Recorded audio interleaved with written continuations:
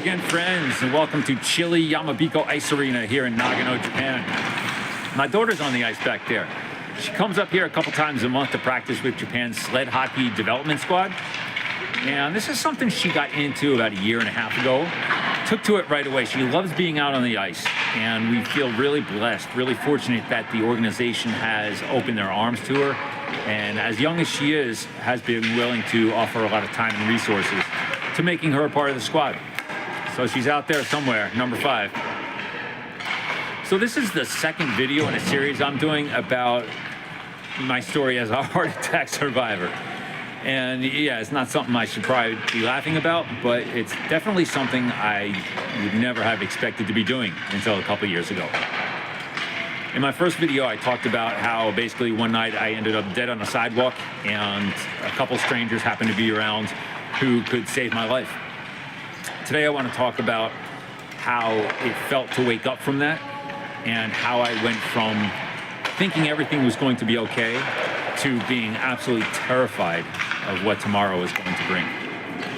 So if you know somebody who is a heart attack survivor, somebody who has survived some sort of serious health event, please share this with them, because we all need someone to relate to and someone that can kind of understand where we're coming from and can understand what we're thinking and how we see things.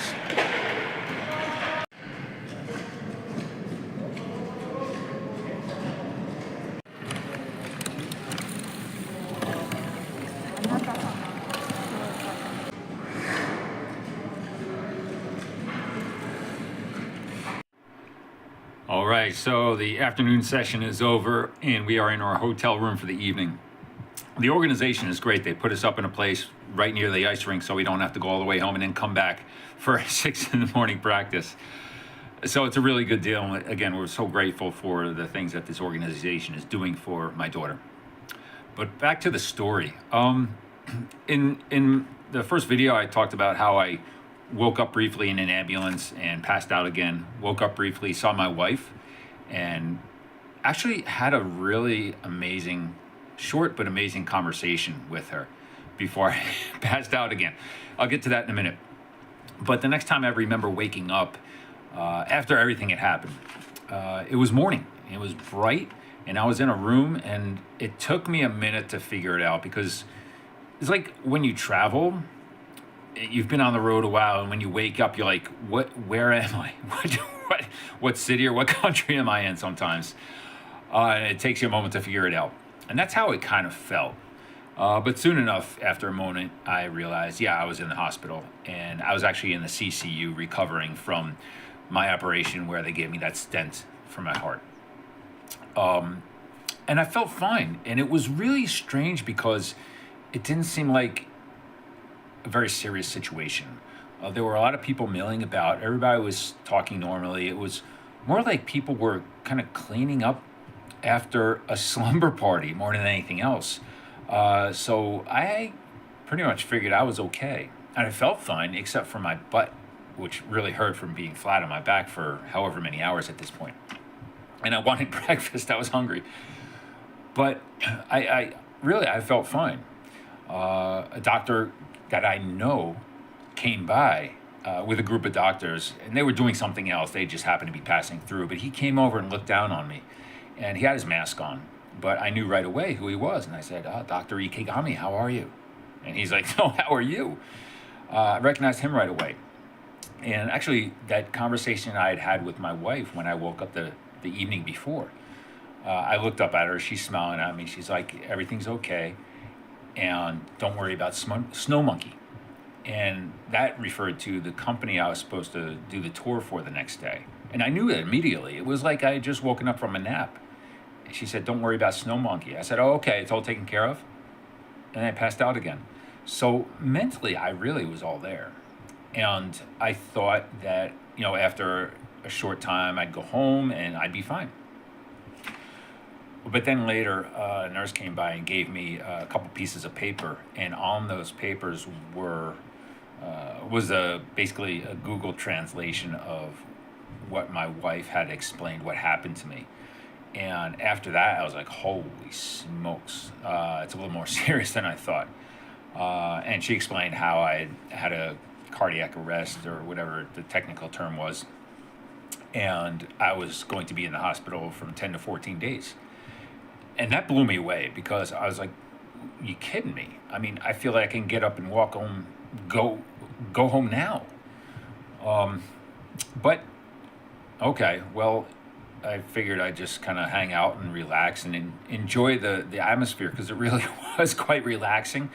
Um, People just walking around, talking normally, being friendly. One nurse came up to me just to say, hi, how are you doing? And a little later, another one came by and took my vital signs, and this was kind of unsettling.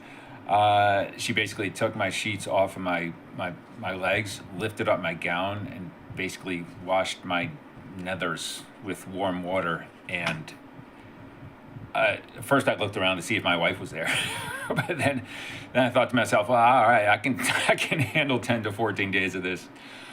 But it was odd to think that something had happened that would necessitate me being in a hospital for 14 days. But over the course of the next few days, they kept changing the story. It was going to be a week. And then they moved me out of the CCU into a regular room with a few other people, all senior citizens. So again, I didn't feel like I belonged there. They said, all right, well, maybe by Monday. I went down on Tuesday evening. Wednesday morning, I woke up, I felt fine. They said 10 to 14 days. By Thursday, they said maybe Monday. By Friday, they're like, why don't you just go home tomorrow? So things progressed really fast. And again, I felt like I was going to be okay. And on Saturday, they released me, and 4 days after being dead on the sidewalk, I walked out of the hospital and I went home. And again, I thought I'd be back on my feet pretty soon. But then I started doing some research online, and I know that's a dangerous thing because you can find all sorts of stuff online. But what I was finding was extremely unsettling about prognoses of people who have had heart attacks and the percent of people who survive X number of years after their heart attack, and it really, really scared the hell out of me. But what was even worse than what I read online was actually what I was feeling, because I was given some medication, and one of those medications was to slow my heart down, try to regulate my heart rate. But they gave me a little too much, and my first night home, I was sleeping on a futon in the living room, and my heart was beating 20 times a minute. That's right, every 3 seconds. Boom, boom. And I'm like, is it just going to stop? What the hell is going on? And they lowered the dose immediately. But over the next several days, I would lay on the floor at night, and I would feel my heart fluttering. And I could feel my body sometimes shaking, sometimes I felt a little cold, but for the most part, I just felt wrong. And honestly, I would lay in the dark at night in the living room when the rest of my family was upstairs, and no joke, I was scared to fall asleep because I wasn't sure I was going to wake up. And that may sound dramatic, but honestly, that's how I felt, because I just had no idea at this point what my body was going through and what was going to happen and if my body could handle it. So, I was mentally all there. My sister had emailed me, like, I think that day, that first day I woke up, that Wednesday, and after I had emailed my family and told them what happened. I think actually my wife had emailed everybody that same Google translation. But one of my sisters got back to me and said, "Oh, I hope you get back on your feet soon and get whatever." And I replied, I'm like, yeah, I'm feeling okay. And she replied, she's like, "You're responding?" I'm like, "Yeah, I'm all here."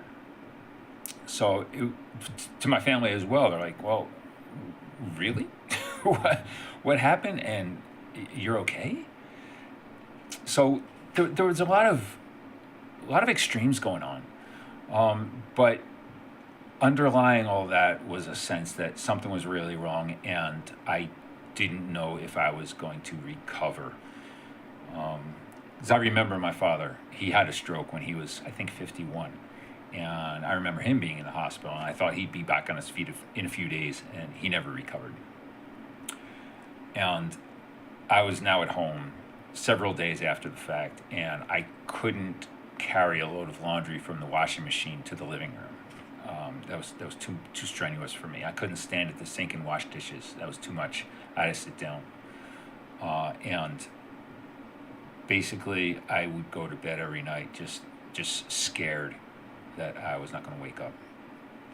Fortunately, things got better, but I also got a better idea of what was ahead of me and what could be ahead of me. And that's that uncertainty that scared me the most. But I saw I had two options. I could look at this as, when you don't know your future. Well, we all have that idea in the back of our minds that someday we're going to die. It's there, but we humans have an ability to just kind of forget about it for the most part and live our lives. I don't have that anymore. Every day I'm living with the idea that, someday it's coming, and that someday could be soon.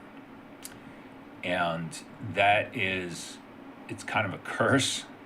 They say ignorance is bliss, and now I understand what they mean.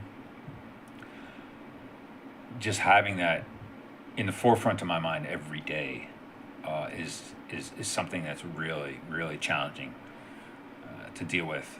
But at the same time, I see it as a kind of a blessing, because it's really a stark reminder of how beautiful this world is and how lucky I am to be here. And while it's scary to think how much more time I may or may not have here, that idea of mortality being on the forefront of my mind, not all day every day, but it's there every day.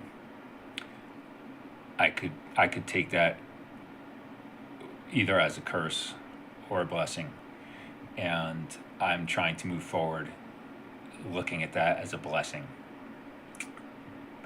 in that I realize and I understand, and I remind myself every day, look outside. On a clear day, you can see Mount Fuji. I can go and see my daughter practice hockey. I get to do these things. And I'm always reminded someday I won't be able to, so that I can do them today is something I'm very thankful for. And that's how I move forward with that idea always on my mind. Folks, again, if you have somebody who's going through or has gone through something difficult, something extreme, something life-changing, and they're looking for someone who can relate to them or someone they can relate to, please do share this with them, because people are out there who need people to talk to, people to listen to. So that's it from Sua from Nagano. I'll see you guys next time. Thanks for stopping by.